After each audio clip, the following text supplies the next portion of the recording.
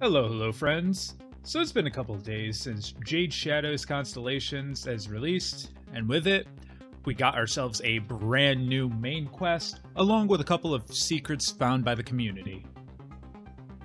After completing the main quest, Pontus Tower in both Star Chart Uranus and Uranus Proxima become available to zone into whenever. Hunhao, being our vendor this time, will exchange a multitude of goodies, including Sirius and Orion parts, skins, Captura scenes, arcanes, and a couple of other goodies for the currency from repeatable missions after the main quest. For our first and second secret, we have two Signas, one for Ryoku, one for Vina. In order to get these, this does require you to complete the main story quest and enter the farmable quest. Starting with Vina for the Karotic Signa, continue the mission as normal until you board her ship after you ride the Deviri Worm. From here, you will need to find 5 terminals that can be hit in any order, but are on a short time limit. This is the pathing route that I personally took, and I heavily recommend using the Operator or Drifter's Void Sling to make things go by a little bit smoother.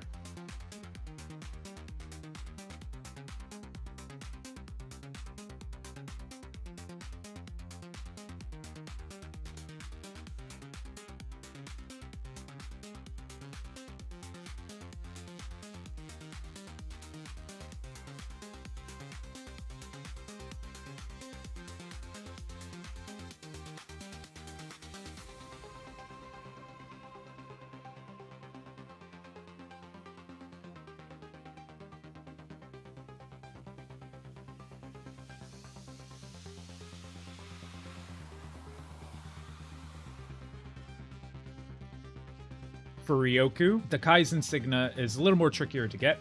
We have to hit green signs like these in order, but fortunately, they follow the mission room order.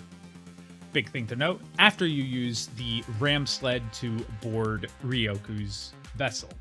You still have a time limit on these, so you still need to be fast, and again, I do recommend the Operator/Drifter to go fast.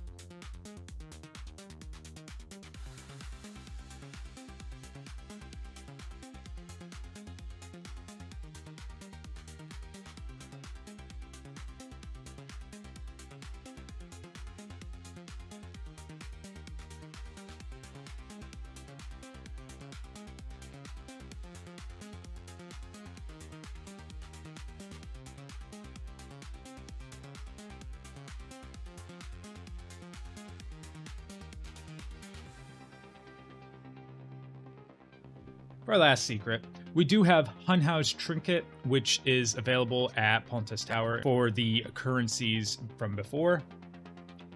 Once you go and build this in your armory, this will turn into War Prime, which is an upgraded version of the regular War, with a little bit of added stats. Additionally, the Prex Card for Sirius and Orion is found at the Pontus Relay here.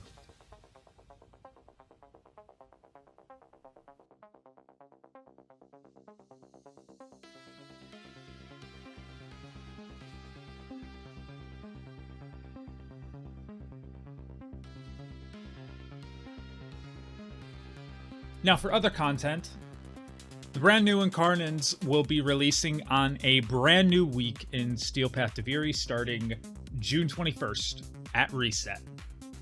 Additionally, we have 4 new augments that were released, one for Kome, one for Temple, one for Noko, and Dante, and you can obtain those from these factions shown here.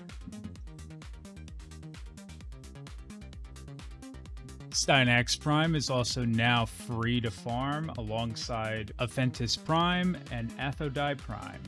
We additionally have new Atragraph mods that are available for Ash and Garuda Augments. Dreadward, Bloodforge, Seeking Shurkerin, and Smoke Shadow are the augments that you are able to get the Atragraph mods for. The Nidus Rework happened and provided quite a bit of ease of use for players picking them up. Max mutation stacks from his passive was buffed up to 200, and with his augment 500 for some funny values on mutation stacks. Virulence has a dot that gives mutation stats now and also stays on the floor, which is pretty cool. Larva can now be recast. Ravenous now scales with range, and maggots track better. A couple quality of life changes happened as well. Corpus tile sets got remastered with new lighting and coloring. Junctures got quite a bit of touch-ups for new players coming into the game. These specters are a little bit more difficult. There was a nerf to the Saren Spectre Toxic Lash, and the Valkyrie Spectre will cast more abilities. However, you guys do get energy and ammo pickups now in those arenas, so you can cap out your energy and have a bit of an easier time with that. Knockdown change happened as well, so it's the same knockdown animation for everything within the game. Dots also now have a display to damage for both enemies, bosses, and even the player themselves. One of the best quality of lives to come around is the over-the-shoulder camera changing. There's now 3 different modes with it. The one that we're used to using, the normal one shifted to the side, which really helps if you're using a very big fashion-framed warframe like I did. And the slight bird's eye view, which I'm not too much a fan of, but you guys might like it. Let me know in the comments if you like that. Miscellaneous additions, we got 50 new Hulvania themed dojo decorations, new Honoria for completing unique activities, new types of waypoint icons for those placed by clanmates, friends in your clans, or friends. The Wave Rider Somercord track was added to Varzia's Wares for Aya.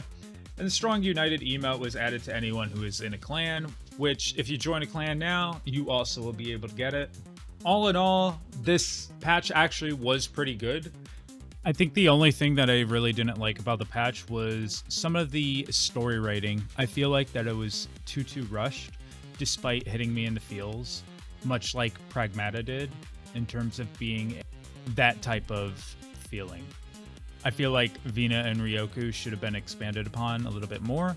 I don't really want them to be adding proto frames without too much of a story. If they're tied in with other warframes, that's okay, but I would like some additional lore to go with said characters. Much like the previous proto frames that came before us, we know quite a bit of their backstory or learned from it from the Kim Messenger. While we may not be able to talk to Vina and Ryoku, I feel like there's way too much unknown still. And this might be ironed out in a later patch, but we'll have to wait and see. However, that doesn't take away from it still being a really good patch overall. I'm happy that DE also is putting secrets into the game within the missions, and not like the Fervon tank, like the hard mode bosses, but like actual secrets.